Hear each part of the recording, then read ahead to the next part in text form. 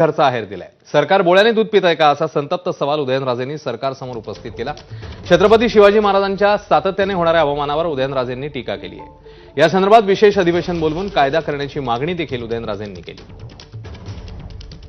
मी सांगून सुद्धा व्यक्तिशः माझं मत नाही, सर्वांचं मत आहे.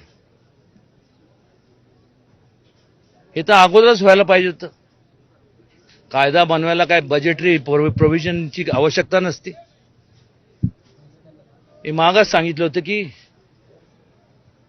मोकोका सारखा जो कायदा आहे, कॉग्निझेबल आणि नॉन बेलेबल, किमान एक 10 वर्ष सक्त त्याला शिक्षा लागू झाली पाहिजे.